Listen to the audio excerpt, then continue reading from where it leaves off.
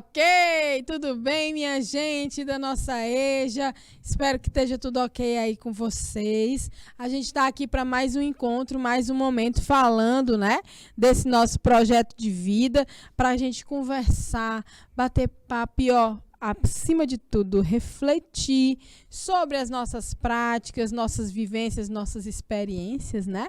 Que são tantas, ainda mais aqui na EJA, que nós temos alunos e alunas aqui que já têm, né, experiências diferentes, como a própria maternidade, paternidade, já são pais e mães, alguns trabalham e estudam, alguns estão trabalhando na roça também e também estudam. Então, desde o nosso encontro numa sexta-feira, à noite, a gente começou esse nosso assunto, o eu estudante, a importância da vida escolar para o projeto de vida. Então, houve um momento que nós começamos, né, esses estudos a partir disso e a gente começou uma conversa, um debate bem interessante sobre as nossas atividades, as nossas ocupações, né? O que é que a gente faz durante o dia? Então, foi assim que eu descobri que os nossos alunos e alunas de diferentes lugares do nosso estado, por exemplo, tínhamos aqui pessoas que estavam assistindo aula lá de Betânia, tínhamos aqui pessoas que estavam assistindo aula lá de São Francisco do Piauí, né? A gente tem alunos aqui de todos os cantos do estado. Então, a gente conversa um pouco sobre isso. Aí eu perguntei em um momento, gente, o que é que vocês fazem além de assistir aula, de serem estudantes?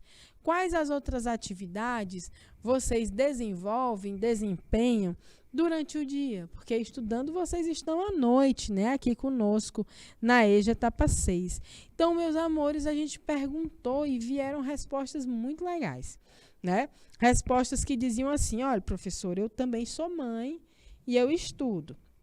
Outros disseram, que a maioria é agricultor, a maioria já tem filho, trabalha e também estuda. Então, a gente fica, às vezes, pensando assim, meu irmão, olha, eu vou te contar bem aqui uma coisa. Durante um dia todinho, eu dou conta de muita coisa, viu? Eu desenrolo muita coisa da minha vida e da vida de outras pessoas. Então, como é que a gente vai conciliando, né, essa nossa vida de trabalhadora, de trabalhador, remunerado, de quem tem um salário que precisa estar lá num determinado lugar durante o dia, de quem tem que chegar em casa e cuidar dos filhos, de quem tem que acordar cedo para cuidar da roça, quem tem que fazer tanta coisa, né? Então, que momento a gente consegue separar, a gente consegue deixar para a gente investir esse momento, esse tempo, nos nossos estudos? Nosso momento aqui no projeto de vida a partir de hoje, né, e da nossa última aula, é justamente tentar auxiliar vocês nessa organização. Organização essa que é necessária para que a gente alcance alguns dos vários objetivos que nós temos traçado aqui durante a nossa vida, tá certo? Então, vamos lá para a nossa temática. O tema é o eu estudante. Opa, deixa eu voltar aqui para nossa cartela. O eu estudante, a importância da vida escolar para o projeto de vida, que é o nosso componente curricular de agora, né? Essa aula acontece comigo, professora Amanda Soares, tá bom? Então, gente, olha só, quando a gente falou sobre isso, eu perguntei aqui para os nossos alunos e para vocês que estão assistindo essa aula, e vocês me disseram das várias ocupações, né, que vocês desempenham, fazem parte, desenvolvem, né?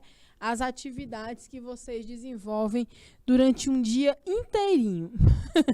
Então, tem gente que corre bastante, né? Tem gente que tem um pouquinho mais de tempo, mas tem uma turma, assim, que o negócio é bem puxado. E ainda assim estão aqui, né? Então, meus parabéns. Aí, a gente começou também, né, na aula passada, a falar um pouco sobre essa escola. A gente viu o exemplo de um grupo de artistas que foi para uma escola fazer um projeto e o projeto deles era justamente grafitar as salas de aula, ou seja, deixar uma arte de grafite, né, feita nas paredes da sala de aula. E aí, gente, para a gente dar seguimento a essa nossa revisão, a turma de Betânia tinha dito assim: professora, porra, aqui no nosso colégio tem altas pinturas no muro também. Aí eu pedi para mandar aqui para esse meu Insta, ó, profa.bioamanda, para eu ver esse muro.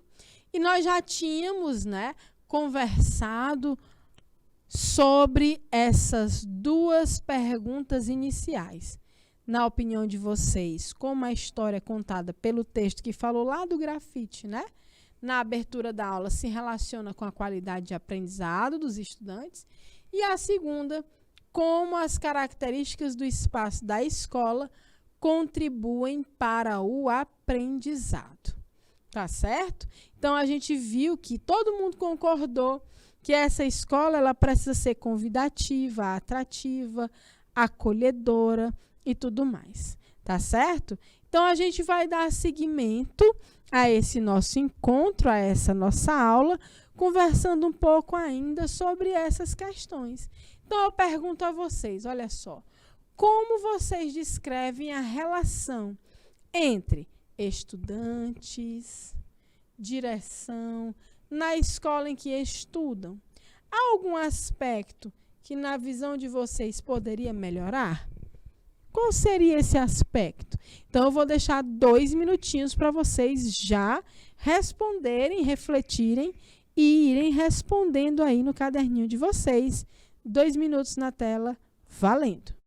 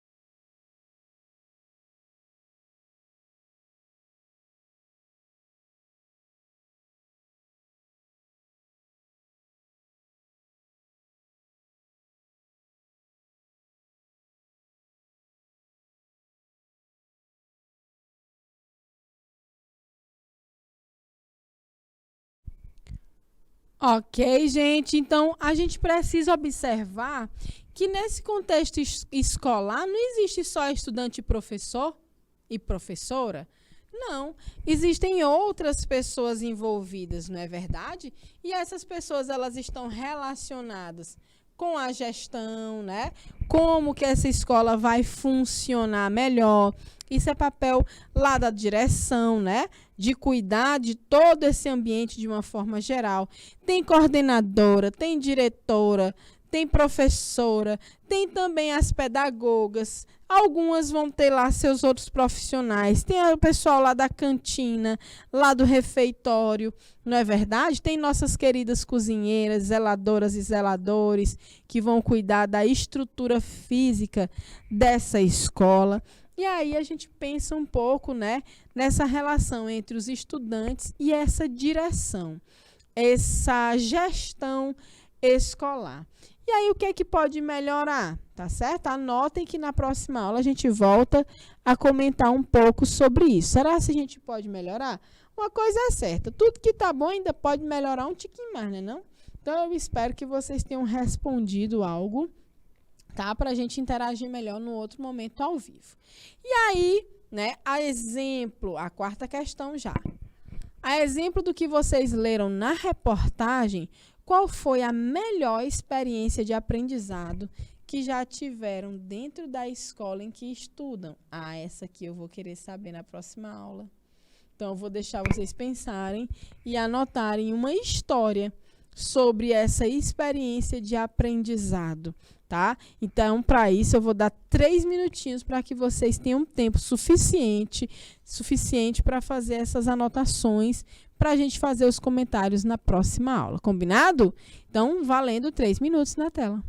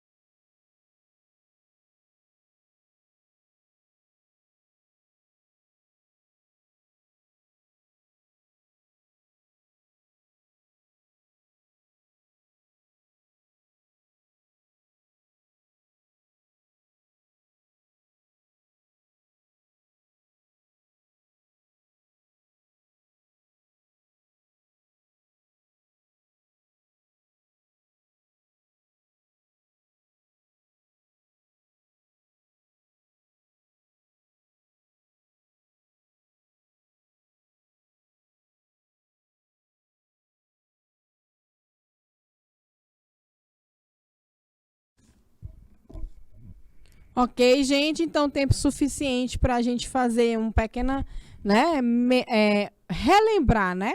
Para a gente relembrar um momento importante, uma boa experiência de aprendizado, né? Que vocês já tiveram dentro da escola em que estudaram. Então, eu posso citar até algumas, né? Já que a gente está falando de boas experiências, eu também estava pensando aqui e lembrei, por exemplo, um momento que eu achava super legal eram as feiras de ciências na minha escola. E aí eu adorava participar, fazia todo um rebuliço com a turma, para que a gente montasse uma sala bem legal, bem curiosa, né? Bem divertida, e para que a gente tivesse algo para expor que fosse bem bacana. Então, uma experiência de aprendizado que me marcou muito foram as feiras de ciências. Isso aí era uma coisa incrível no meu tempo de estudante, assim, no ensino fundamental, no ensino médio, né? Então, às vezes, tinham escolas que tinham as feiras de ciências e elas abriam, né, para qualquer pessoa que quisesse entrar, participar. Então, foi uma excelente experiência de aprendizado. E aí, outras situações, né, que na verdade são experiências de aprendizado, mas que não têm diretamente relação com o que eu aprendi, mas sim com quem me ensinou. Então, quando eu falo de experiência melhor, as minhas melhores experiências de aprendizado foram com alguns professores e professoras.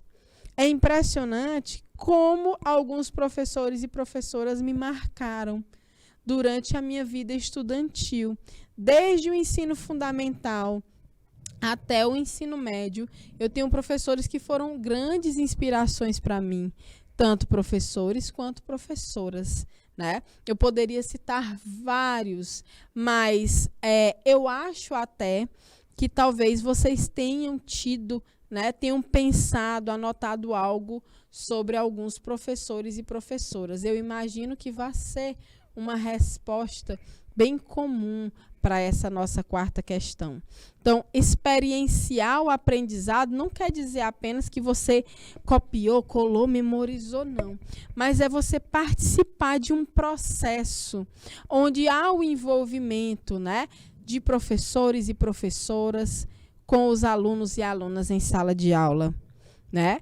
E, para mim, as minhas maiores experiências de aprendizado foram em bate-papos incríveis com professores e professoras maravilhosos e maravilhosas que passaram por minha vida estudantil. Mas aí sou eu, né, que estou dando um exemplo. Eu gostaria muito e quero ouvir também de vocês quais experiências, tá bom? Pode ser que eu lembre de algo a mais aqui. Então, aqui a gente vai fazer esse quadro, né, que é mais legal na escola. Porque vocês estão de volta a essa escola. Porque mesmo com todas as ocupações que vocês, nossos alunos e alunas da EJA, mesmo com tudo que vocês precisam fazer durante o dia e durante a noite também, né? Por que ainda assim vocês estão de volta para concluir o ensino médio aqui na EJA 6? Por quê? O que é mais legal aqui, né? Então, a gente pode até responder juntos e juntas, né? Na verdade, o que é mais legal na escola? Para mim, em minha opinião, e eu acho que na opinião de muitos educadores, o que vai ser mais legal na escola, em primeiro lugar, é isso aqui, ó.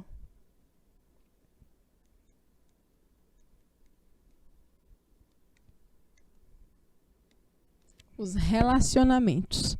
Como a gente consegue interagir com diferentes pessoas dentro de uma sala de aula, com os professores e professoras, com a direção. Então, a escola, em primeiro lugar, ela é feita, não é de livros, não, ela é feita por pessoas. Essa foi uma das frases mais legais que eu já ouvi, e eu ouvi essa frase da diretora da escola que meu filho estuda, que inclusive é uma escola maravilhosa. Ela é uma escola que não é aquela escola que, né, enorme, gigantesca, que tem não sei quantos mil alunos. Não, é uma escola pequena, localizada num bairro, né? E é isso, é muito boa. Por quê? Porque lá a forma como a direção se relaciona com as famílias, com os estudantes que têm um pouco mais de dificuldades, né? Algumas situações de estudantes que precisam de uma atenção especial, né? Eu achei muito lindo a diretora dizer, numa certa ocasião, que o que faz a escola são as pessoas. Então, em primeiro lugar, vem os relacionamentos. Por isso que hoje a gente vai para a escola tão cedo. Veja bem, eu comecei a ir para a escola com 4 anos de idade. Meu pai começou a frequentar uma escola com 7 anos de idade. O meu filho caçula, ele tem 2 anos, ele começou a frequentar a escola com 1 ano e meio. Então, a gente está entrando nesse ambiente cada vez mais cedo, né? Porque as famílias, sobretudo as mães, né? Principalmente as mães, elas estão, nós mães, eu digo assim, com outras ocupações também, fora de casa. A gente está trabalhando, a gente está estudando, a gente está na roça, a gente está no emprego de carteira assinada, não interessa. Nós, mulheres, não estamos mais só dentro das nossas casas, cuidando dos nossos filhos e ainda mais do marido, que parece outra criança em alguns casos, né? Olha, minha gente, eu tô fora dessa galera aí. Uns cabas rei grande, adultos, que dão mais trabalho que as crianças. Isso é uma cilada muito grande. Se saiam disso. Então, primeiro, se relaciona. Então, as pessoas perguntavam assim, Amanda, mas teu filho é muito pequeno. O que é que ele vai fazer na escola? Ele vai ficar lá só brincando? Olha, brincar ele brinca em casa. Mesmo que fique brincando na escola, lá ele tem uma atenção. Essa brincadeira faz um sentido para o desenvolvimento dele. Essa brincadeira é importante para que ele se relacione com as outras crianças, né? Para que ele aprenda a dividir, para que ele aprenda a dizer não, para que ele aprenda a aceitar quando digam não, os limites, tudo isso tem relação lá com essa infância, né, que já está e cada vez mais cedo nas escolas. Então, o que é mais legal na escola, para mim, são os relacionamentos que a gente tem a oportunidade de fazer parte, desenvolver com as pessoas. Além disso, né, tem todas as situações, as experiências.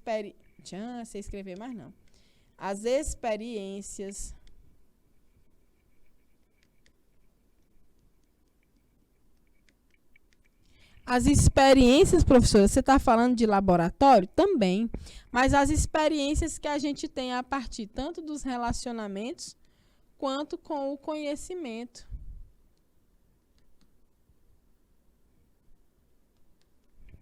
Né? E esse conhecimento você pode adquirir num livro, né? Você pode adquirir numa apostila, num site, mas você também aprende muito, ó, com as pessoas, com outras pessoas. Quem são essas outras pessoas? Ah, meu irmão, aí vai todo mundo que está nessa tua rede dentro da escola. Teus colegas da sala de aula, a professora, a zeladora, todo mundo tem alguma coisa para ensinar para a gente. Todo mundo possibilita uma forma de relacionamento e de aprendizado para a gente, tá certo? Então, eu acho que o que é mais legal na escola são esses 2 aspectos. E eu quero saber de vocês. Tem mais? Se tiver, anota que a gente vai conversar sobre isso na sala de aula, né? Então, aí a gente continua perguntando. Notem que a gente está fazendo aqui uma série de anotações, dando um tempo para a gente realmente fazer essa discussão no outro momento ao vivo, mas eu gostaria de saber de vocês. Qual o verdadeiro papel na vida de uma pessoa, né? O que é a real importância da escola na formação do cidadão, da cidadã, e na preparação de uma criança, de um jovem, né? De um adulto que seja, para viver em sociedade? Para essas 2 perguntas, para que vocês respondam, eu vou dar 3 minutinhos na tela e volto já já comentando. Então, valendo!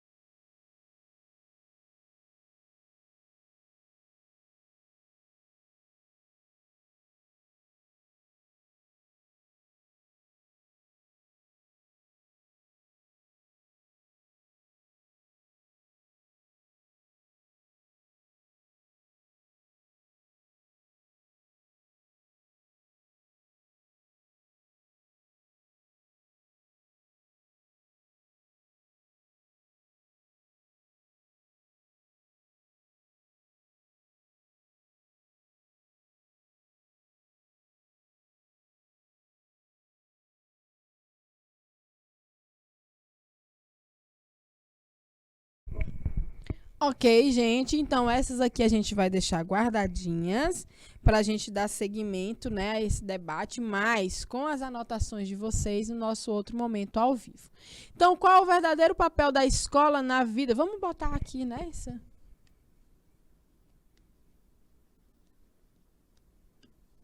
Na vida de uma pessoa. Então, eu acho que tem essa primeira questãozinha tem muita relação com o que falamos aqui, né? E qual é a real importância da escola na formação do cidadão e na preparação de uma pessoa para viver em sociedade. Então, esse tipo de questionamento pode nos levar a diversos outros pontos a serem abordados.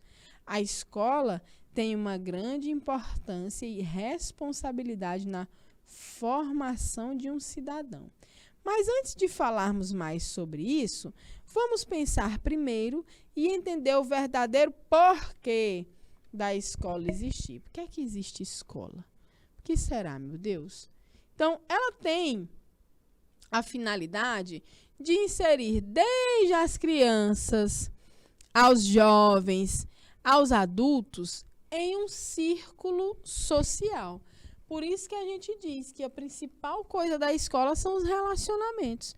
A gente insere todo mundo num contexto de convivência em sociedade, né? Onde essa criança, esse jovem, esse adulto, né, irá conhecer estranhos. Olha só o tanto de coisa que acontece, e é verdade. Obedecer às regras, criar uma rotina. Além disso, um dos fatores mais importantes da escola é em transferir o conhecimento às pessoas e passar conceitos básicos da vida em sociedade. Desde o seu início até os dias atuais, a escola conseguiu moldar-se e adaptar-se às tendências tecnológicas do dia a dia. Com isso, ela foi mudando aos poucos para conseguir ser um local adequado para a transmissão, a perpetuação, a passagem de conhecimento.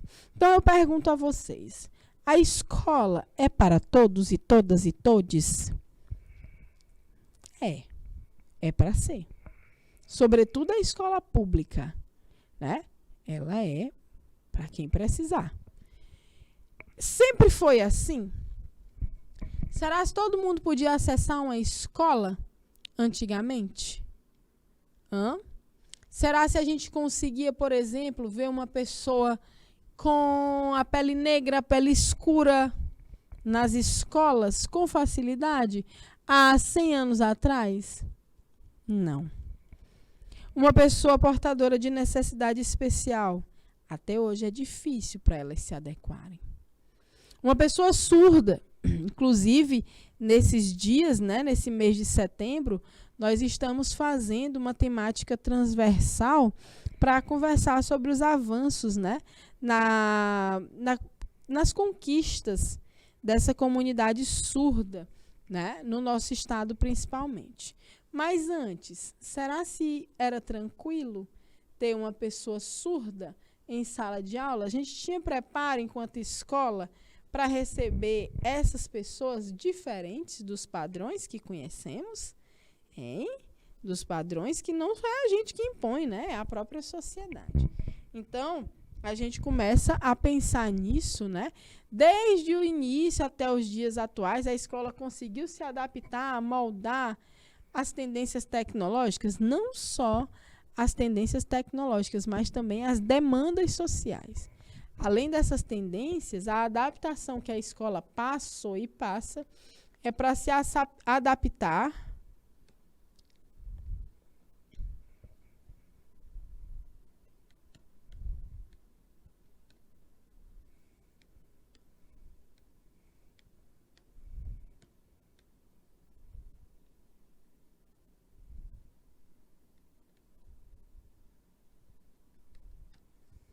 a escola ela precisa disso aqui também, se adaptar a essas demandas sociais. O que é que a sociedade precisa? Do que a sociedade precisa para viver e para acessar essa escola? Né? Será que é todo mundo igual ou vão ter pessoas que vão ter necessidades diferentes? Né? Então, a gente volta lá para o nosso ensino infantil, né? nos primeiros anos escolares, essa escola tem um compromisso com os alunos, um compromisso de socialização, né? Isso acontece porque, em um primeiro instante, os aspectos básicos que devem ser passados aos alunos são conceitos de convivência em sociedade e respeito. Tudo isso antes mesmo de iniciar a verdadeira alfabetização e a transmissão do conhecimento em si. Então, lembra que eu falei, né? O meu menininho mais novo tem 2 aninhos agora, mas desde 1 ano e meio ele já frequenta esse ambiente escolar. Isso é super interessante.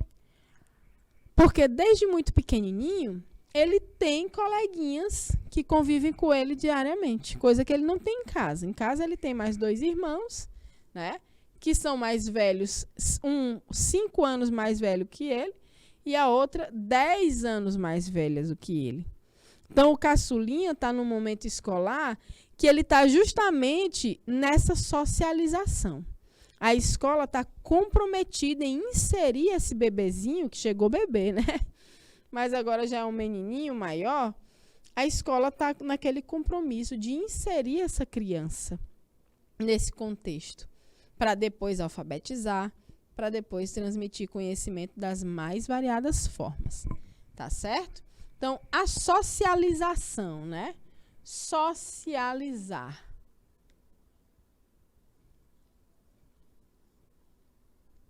É necessária para compreendermos como a vida funciona. O indivíduo, seja criança, jovem, adulto, necessita desde cedo saber quais são os seus direitos e deveres. Na escola também tem regras, tem limites, né? Tem coisas que podem fazer e coisas que não podem fazer. E assim seguem os acordos dentro da escola, né? Quais são as normas dessa escola? Toda escola tem as suas. Então, a criança também passa a socializar quando ela passa a aceitar aquelas normas, tá certo? Então, a gente fala de formação de cidadãos e de cidadãs, né? Então, vamos ver o que é cidadania. Esse conceito aqui, ó. Cidadania refere-se a tudo aquilo que está relacionado aos direitos e deveres de uma pessoa ou povo num determinado território. A cidadania política, por exemplo, é a garantia de direitos à participação política, direito de votar, de ser votado, de se organizar em sindicatos, né, das categorias de trabalho, dos movimentos sociais, né, que também acontecem, são frequentes e vivem em luta aí. A cidadania civil, né, que dá a garantia de direitos relativos à liberdade. Então, nós temos liberdade de expressão, de locomoção, né, de ir e vir, de credo, de religião. A gente pode ter a religião que a gente quiser. Teoricamente, o nosso país é laico, o Estado é laico. Ser laico é justamente não ter uma religião definida abertamente e também aceitar todas as matizes religiosas, todas as religiões que existem em manifestações nesse território. Tá? A cidadania social é a garantia de direitos relativos à dignidade da vida humana. Respeito aos direitos humanos, isso aqui foi um dos primeiros temas das nossas aulas de projeto de vida. Direito ao trabalho, à alimentação, à moradia, ao lazer, saúde, educação, à terra, né? Direito à terra, a ter um espaço no chão para abrigar-se, né? Para ter sua casa, seu abrigo, sua morada. Então, de acordo com os parâmetros curriculares nacionais, elaborados pela Secretaria de Educação Fundamental do MEC, né, em 1998, o objetivo da escola é também fazer com que os estudantes sejam capazes de compreender essa cidadania como participação social e política. Tá? Lembra que no momento do nosso primeiro horário, que foi ao vivo, nós estávamos aqui com a participação, eu falei assim, para que é que a gente estuda? Para que é que a gente estuda? Ah, professora, a gente estuda para saber das coisas, não é só para isso, não. Que coisas, né? Existem coisas e coisas. Mas a gente precisa também compreender como se dá, como é que eu posso participar socialmente e politicamente das questões da sociedade, do meu povo, né? Então, assim, como exercício de direitos e deveres políticos, civis e sociais, adotando no dia a dia atitudes de solidariedade. Olha isso aqui como é legal. Cooperação e repúdio às injustiças. Fundamental isso aqui. A gente está vendo hoje em dia uma injustiça acontecendo, a gente, ao invés de se envolver para acabar com isso, a gente pega o celular e vai filmar. Ou vantagem, né? Respeitando o outro e exigindo para si o mesmo respeito. Então, a gente estuda ainda, é um objetivo da escola, lá pelos parâmetros curriculares nacionais do MEC, ó, posicionar-se de maneira crítica, responsável e construtiva nas diferentes situações sociais, utilizando o código como forma de mediar conflitos e de tomar decisões coletivas. E ainda, olha aqui os verbos: compreender, posicionar-se, conhecer. Conhecer características fundamentais do nosso país. Isso aqui a gente vê em diversas disciplinas, não é só em uma, não, né? Nas dimensões sociais, sociologia, história, as áreas das humanas, materiais, geografia, economia, administração, culturais, arte, antropologia, sociologia, história, como meio para construir progressivamente, né, devagarzinho para frente, a noção de identidade nacional e pessoal. E o sentimento de pertinência do país, que pertence a esse país, que pertence a esse lugar. Então, é para isso que a gente estuda. A gente não estuda só para acumular um monte de conhecimento, de teorias na nossa cabeça. A gente vai jogar onde essas teorias? Na nossa vida prática? Em provas? A gente só faz prova na nossa vida? Ou a gente também consegue viver em sociedade que em algum momento você tem que ter um posicionamento, você tem que ter uma compreensão, você precisa conhecer as situações, né? Sobretudo, mais profundamente, as situações que acontecem no nosso país, no nosso estado, na nossa cidade, no nosso bairro, na nossa casa, né? Então, a gente estuda justamente para isso. Para a gente ter alcançar todos esses objetivos que já são propostos pelas PCNs do MEC. Tá bom? Isso desde 1998. E é tão verdadeiro que é muito recente, né? Conhecer e valorizar a pluralidade dos patrimônios sociocultural brasileiro, os aspectos socioculturais de outros povos e nações, posicionando contra qualquer discriminação baseada em diferenças culturais. Não basta, por exemplo, não ser, por exemplo, racista. A gente tem que ser antirracista. Ir para cima com os argumentos adequados quando está acontecendo uma situação de racismo. É chegar e dizer e cantar a pedra e acabar com a situação pela raiz. É um posicionamento. A gente tem que se posicionar contra as discriminações, os preconceitos, seja de classe, de crença, de sexo, de etnia e de outras características individuais, características sociais. É para isso também que a gente está na escola, certo? Então, a gente vai deixar aqui, ó, uma atividade onde você vai buscar aqui desses objetivos, né? Descreva a partir dos objetivos abaixo